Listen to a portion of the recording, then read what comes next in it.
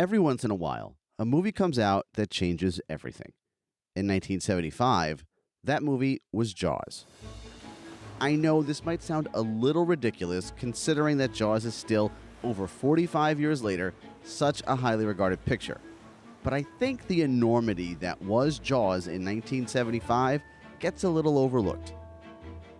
When it opened in wide release, something that was practically unheard of at the time, it had the highest grossing weekend of all time, $7 million. In 10 days, that total was up to $21 million.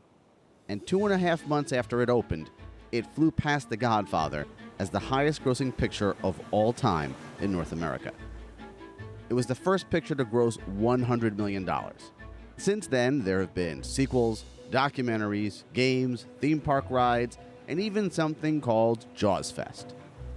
But perhaps the true measure of success of Jaws is how the industry reacted to it.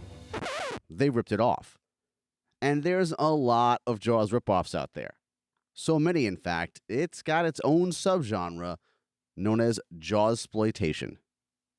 There's movies like Out of the water, trained to kill and hungry for blood. Here comes Mako, Jaws of Death.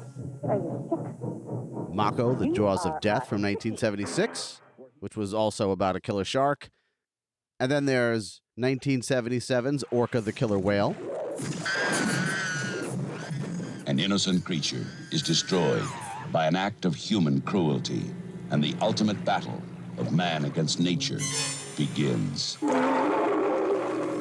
And you can't forget Piranha, which Jaws director Steven Spielberg says is the best of the ripoffs, in case you're interested. Water. You can drink it, you can swim in it. And if you're not careful, you can die in it. Piranha. Piranha, the deadliest flesh eaters of all. Their razor teeth can strip a man to bone. And of course, who could ever forget Tentacles? Ocean Beach has attracted something else. American International presents Tentacles. It slept until man disturbed it. Then it woke with a fury no man could control.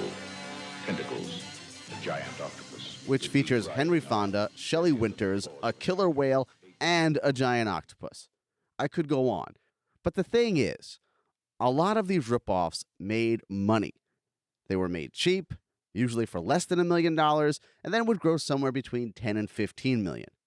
This brings us to one of the more successful pictures in the Jawsploitation genre, the Jaws with Claws feature, Grizzly. You are listening to the most massive carnivorous ground beast in the world. Over 2,000 pounds and 18 feet of gut-crunching, man-eating terror. By its size alone, it can overpower and devour any human. The deadliest jaws on land belong to Grizzly, rated PG, parental guidance suggested. Grizzly, about a bear terrorizing people at a national park, was made for about $750,000, but pulled in a very impressive $38 million worldwide. And when you make a profit like that, one thing is usually inevitable: a sequel. Screenwriter David Sheldon, along with his wife, writer and actor Joan McCall, came up with the story for the follow-up. The story was about a mama bear whose baby bear gets poached by some hunters. This sets off the mama grizzly on a kill-crazy rampage through the woods, eating tourists and park rangers, and ends with the bear attacking a giant outdoor concert. Sheldon saw Grizzly II as his opportunity to go from screenwriter to director. William Girdler, the director of Grizzly, had died in a helicopter accident in 1978. Ed Montero, the producer of Grizzly, agreed he would let Sheldon direct. But Montero couldn't get the funding, and his option on Sheldon's script for Grizzly II ran out. The script was then bought by a different producer, Joseph Ford Proctor. At this point, Proctor had only produced one movie, and once he took over, he very quietly pushed David Sheldon out of the production. Sheldon had already worked on getting the movie's cast and crew ready to go, and was shocked when he found out that he was being replaced by a director named André Jacques. When I reached out to Sheldon, he responded with this: "I had nothing to do with the making of the hideous Grizzly II. Joan and I wrote a good screenplay and sold it for big bucks.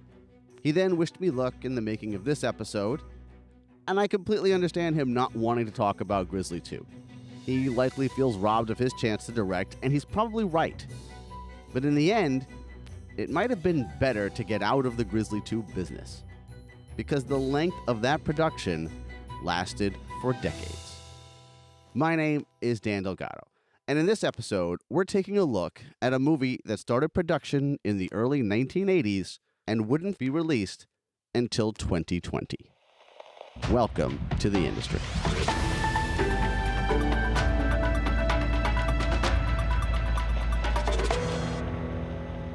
So what happened is I was quite well known. I was going to LA a lot, back and forth from New York, and then I got a telephone call from Chicago by a guy called Joseph Proctor.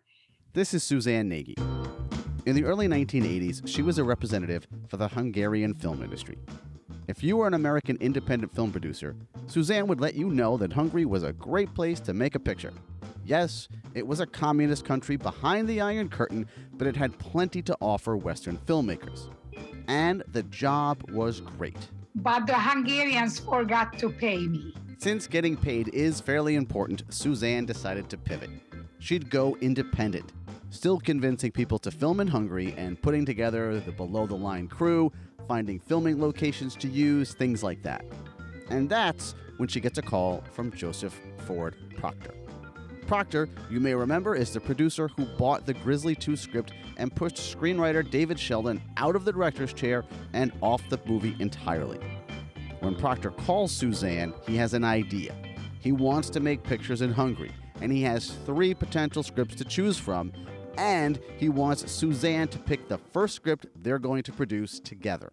And he gave me the 3 script, and I read the Grizzly first, and I said to myself, wow, this is a real complicated movie. I want to do this first. In case you were wondering, the other 2 scripts were Children of the Corn, a Stephen King adaptation that was eventually made by someone else and released in 1984, and The Doctor and the Devils, which was also eventually made by someone else and released in 1986. First, number 1, I have to make a big live concert, a Woodstock genre concert, never been done in the Eastern European country. I said, this is something I can fight for it and get it done. And also the Big Bear and all of that stuff was so fabulous. The idea, I said, I really can do this. Suzanne gets the cast and crew over to Hungary and ready to roll. The first thing they shot was the big event for the entire picture. A giant Coachella-style festival that the crazed bear will eventually crash. Keep in mind that Hungary, still a communist country, so a concert like this over there was a first for them. And Suzanne had the task of lining up the bands. 2 of the band was designed only for the film. And then there was a couple of Hungarian band and 1 French band and others. And the big deal was Nazareth. Nazareth, in case you don't know, is best known for the hit Love Hurts. Nazareth was the English band who was extremely well known and a big ticket. So a lot of the Western countries came. We got 50,000 people for the concert. So it was fabulous.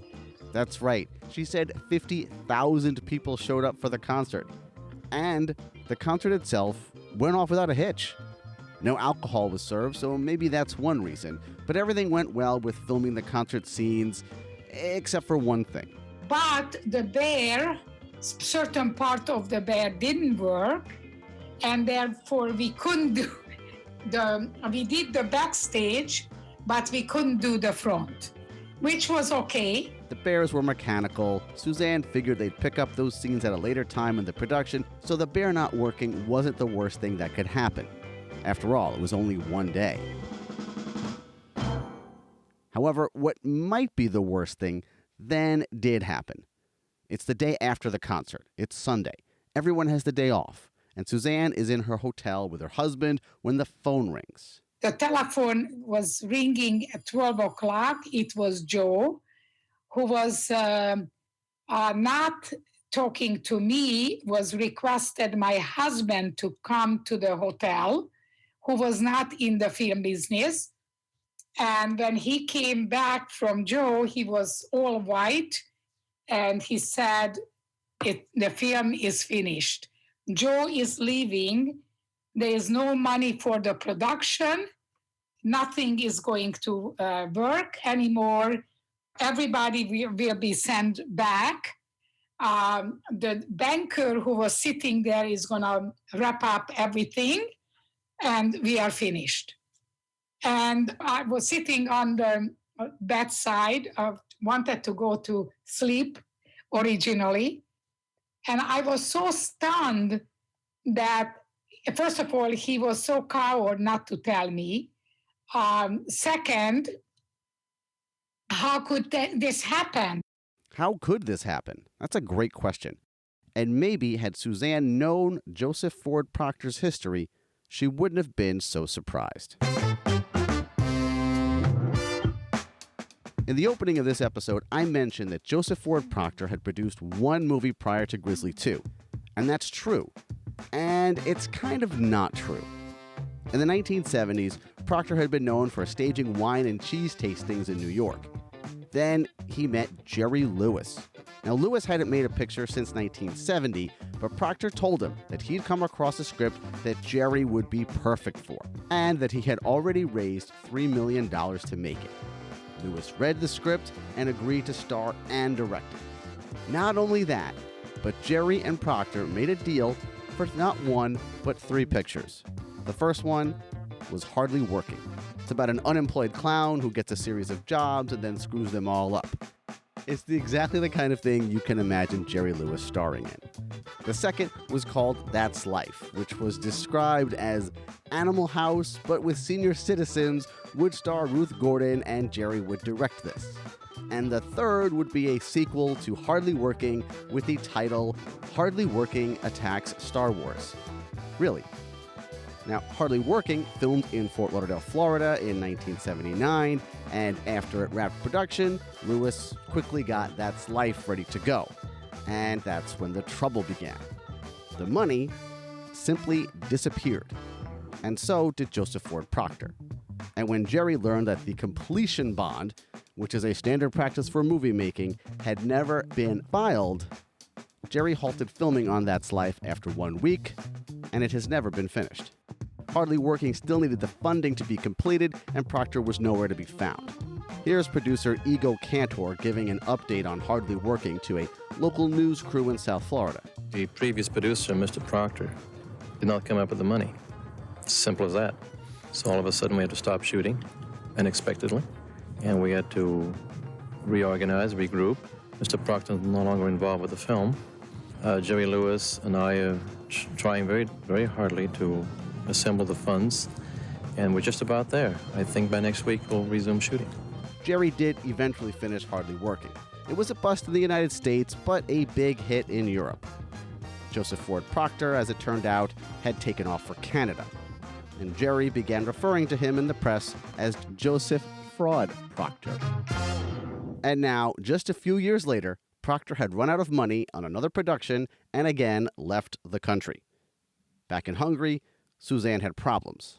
But then, less than 2 hours later, she got another call. 2 o'clock, the telephone is ringing, and the Japanese guy is on the telephone looking for Joe.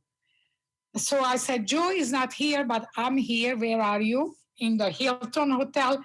It was another guy looking to invest in Grizzly II, and he was downstairs in the hotel already. So Suzanne hurries downstairs to meet him. I sit down with the guy, Japanese open heart surgeon. He says, I came to invest in the movie. In this movie, if you can prove to me you had a concert and there is a gigantic bear somewhere and this is really a production, I invest in the movie. So I told him, Joe disappeared. I will take you everywhere. He says, okay, if it's really true, I will save you. I will really save you.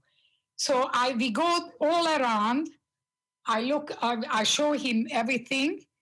I called the banker, don't pack your stuff, don't leave.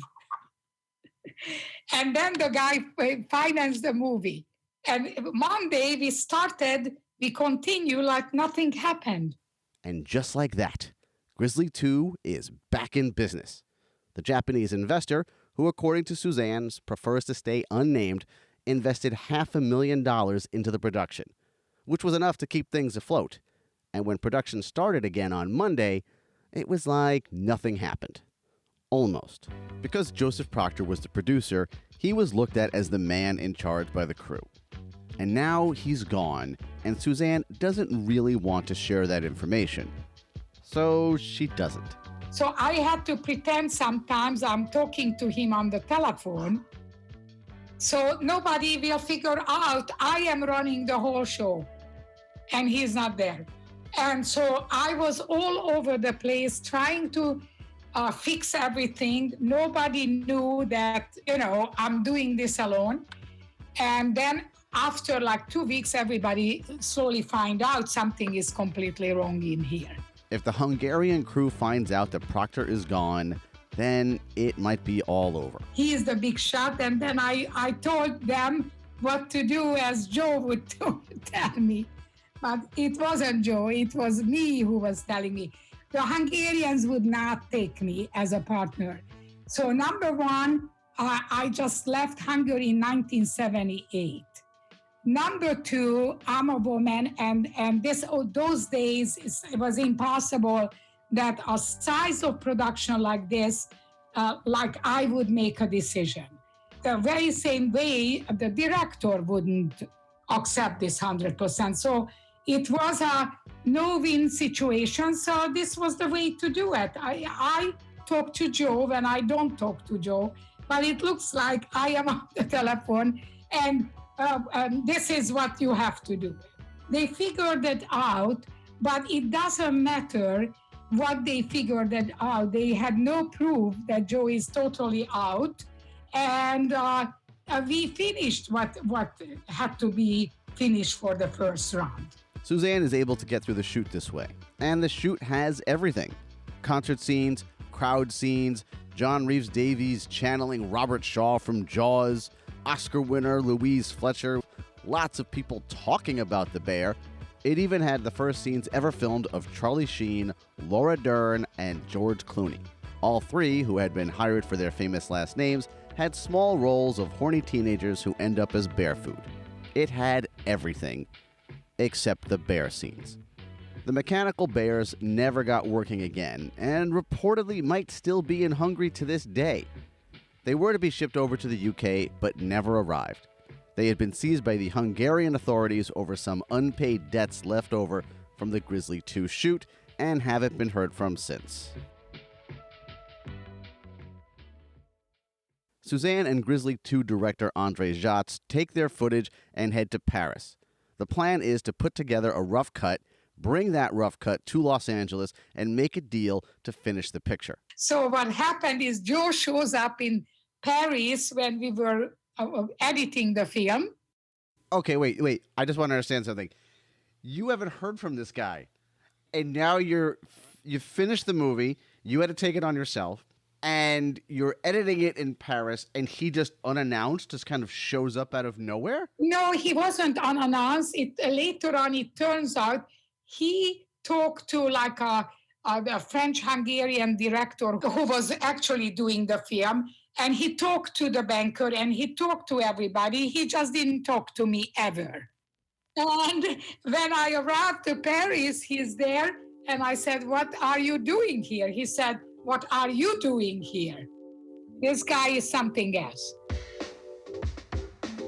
So Joseph Ford Proctor is now back in the picture. Suzanne doesn't really have any recourse here other than to play nice with him since he does have a contract.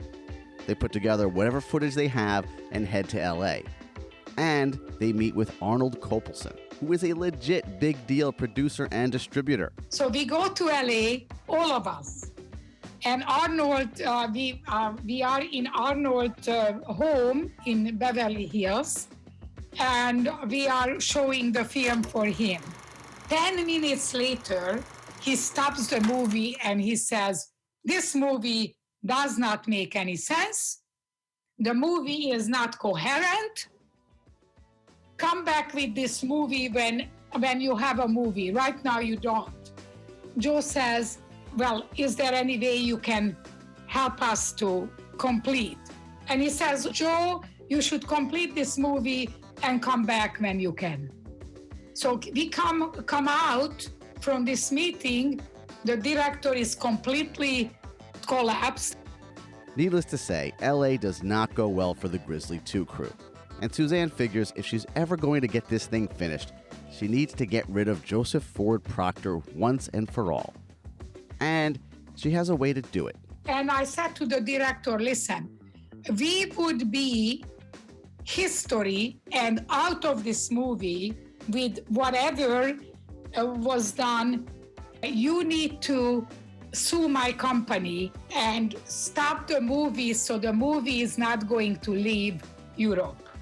Because if the movie leaves Europe until we make a new agreement or I make a new agreement with Joe that the positions are cleared, since I already forgave him and went on with this presentation, the only way this would work if we have a new contract, he gave us a new contract, give me a new contract, and then we try to salvage this film. The big idea is to have director Andre Jacques sue Joe Proctor and Suzanne over the movie, and eventually this could break the contract and get Proctor out. Then Suzanne could move forward with getting it finished on a new deal she makes for the movie. Have you got all that? I know, it's a very complicated thing, and I'm an economist originally. So I also studied international law.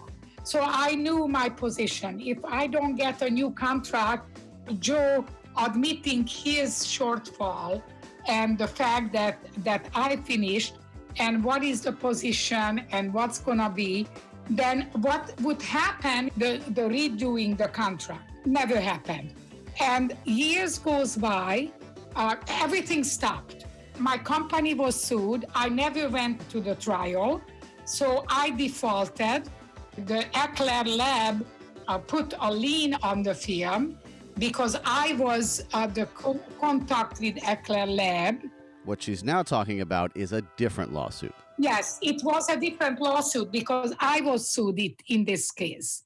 I was the one sued by the French director that his position and his situation is not secured by my company and by this film. And he, in Europe, a director has artistic control and artistic rights. That's not the case in United States. So he created this situation that his artistic control is in jeopardy. And so the movies got stuck there. And then he was waiting for me to do a deal with Joe.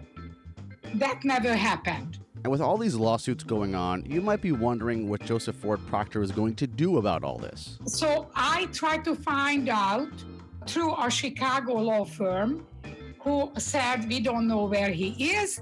And then all of a sudden, 1985, I find out that he is in Singapore and is chased by South Koreans because Joe wanted to sell an electric car. He is no longer interested in this film. He is no longer interested in dealing with anybody. He is selling electric cars. Now, I have to say, selling electric cars in 1985 is a pretty bold move. But this means that Suzanne finally has what she wants. Joseph Proctor is out. And by the time all the lawsuits and new contracts are done, it's 1987. So Suzanne finally has control of the picture and can move forward. Or so she thinks. Finally, first time, I have full control. And I try to talk to the director. At that time, the director says, now, wait a minute.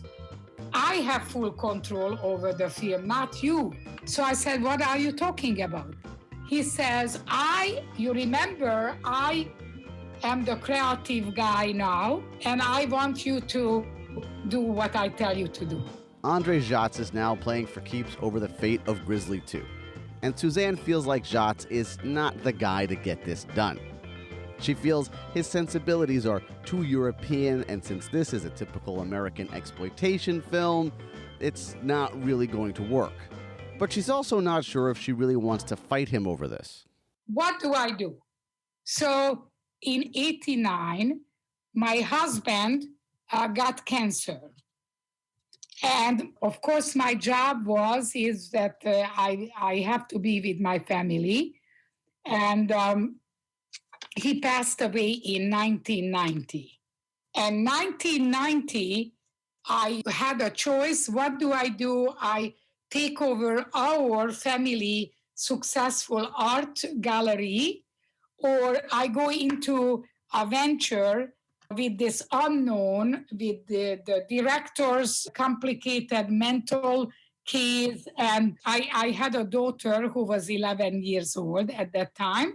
So I decided that I'm going to take over the gallery. I was a big art collector anyway. And I first get my house in order, my immediate house. Suzanne eventually remarries and stays mainly working in the art business, keeping Grizzly II on the back burner. And the art business is going great. She opens another gallery. And then I opened my own auction house that I was selling big volume of, let's say, I would say 10,000 and below 10,000 value of artworks. So very busy. But she still does make attempts to get Grizzly II finished. She even had Sam Sherman, a well-known B-movie filmmaker, come in and try to get it done. So Sam and I met through a Wall Street group that wanted to help me to get this Grizzly movie done. I think they introduced me to Sam. And I gave them VHS cassette at that time. Remember that we used to work with those cassettes, right? And he looked at it and he wanted to finish this film. We had several meetings. As I understand, he went to a zoo to find a bear, a living bear. And then he also talked to somebody who is dealing with a trained bear that would be the perfect way to actually create bear scenes. And then he one time told me he decided not to do it. What Sam Sherman wanted to do was going to cost money, and there was still some legal wrangling to do with director André Jacques.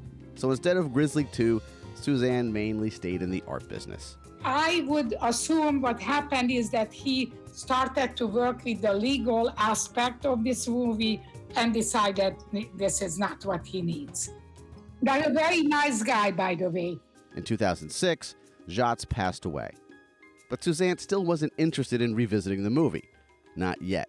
She wanted to wait until she was in a position financially that she could finish the movie on her own. So I said, I'm going to do the film, then I can spend the money without any problem.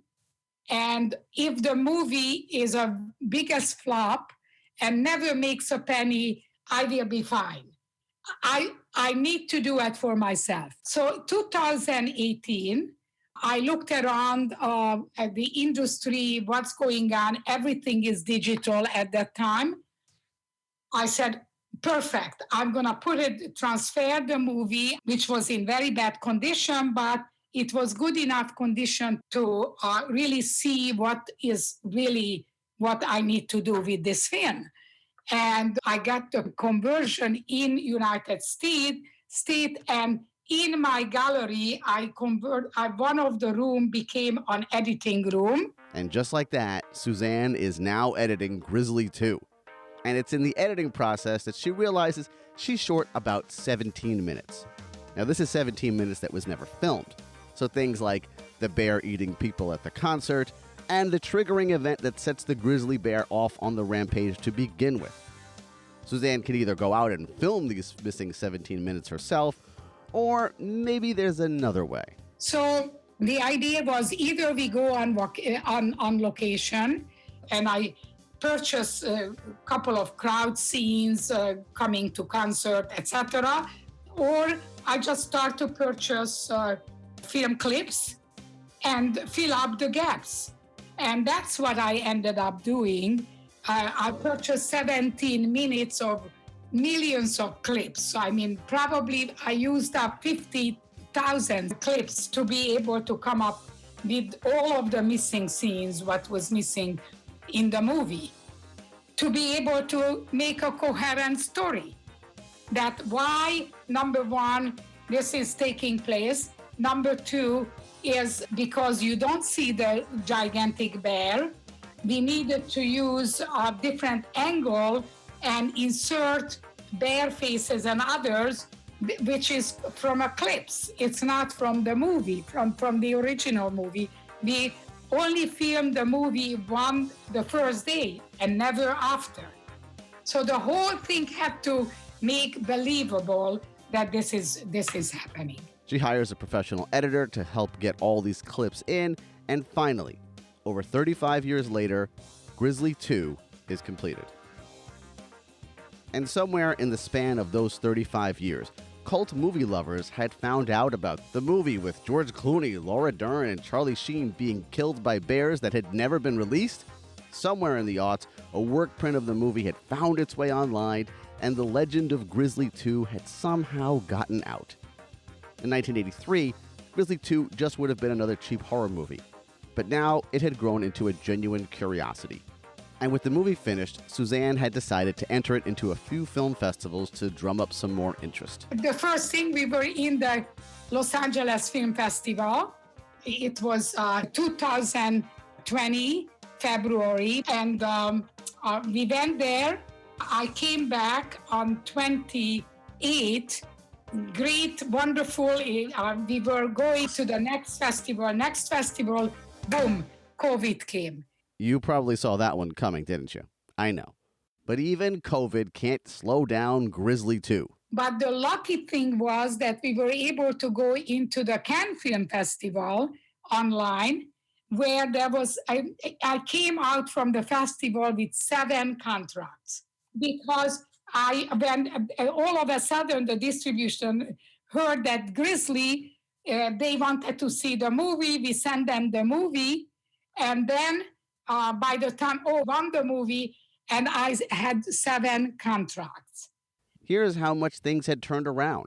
In 1983, Arnold Kopelson had completely dismissed the movie within 10 minutes. In 2020, distributors lined up to get a piece of it. Eventually, she signed a deal with Gravitas Ventures for distribution and a deal with Showtime. And right now, there's probably one question that you have on your mind.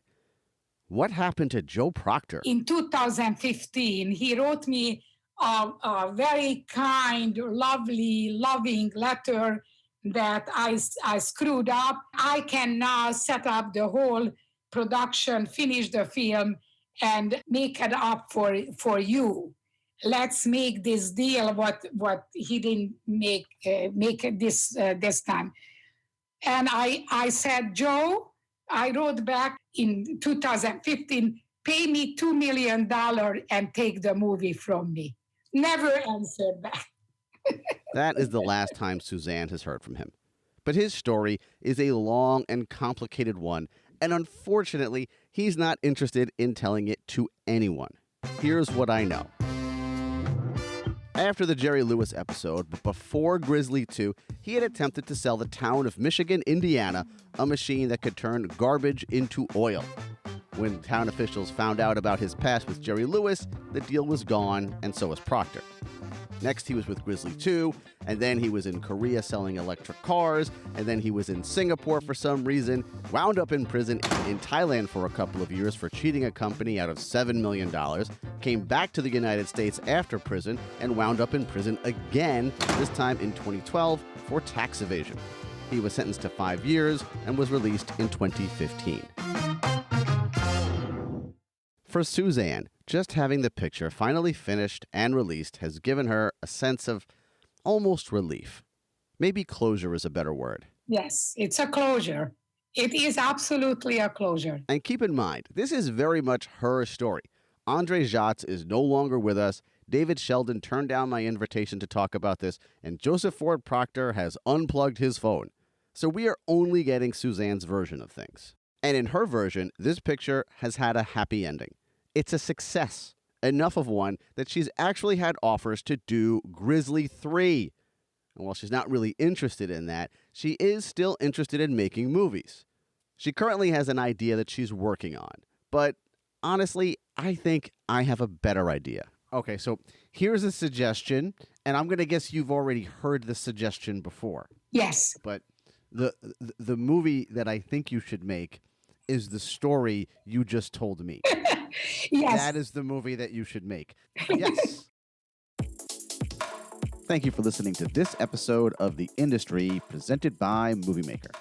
Visit moviemaker.com for great podcasts, articles, and information about movies. If you love movies, you want to make them, or maybe you're a movie maker yourself, there's something for you at moviemaker.com. You can sign up for the newsletter, you can subscribe to the magazine, there's just a lot there. Go check it out.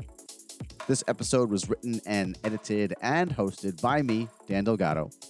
Special thanks to my only guest, Suzanne Nagy. Suzanne has written an ebook about her adventures with Grizzly II called Swimming Among Sharks, the story behind the making of Grizzly II Revenge, which I should point out is the official title of the movie. Links to all the sources used for this episode and anything else I can think of is going to be found at my website, industrypodcast.org.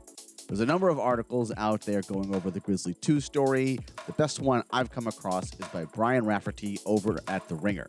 It's called What Do George Clooney, Nazareth, and a 16-Foot Mechanical Bear Have in Common? And I'll have a link to that in the show notes as well.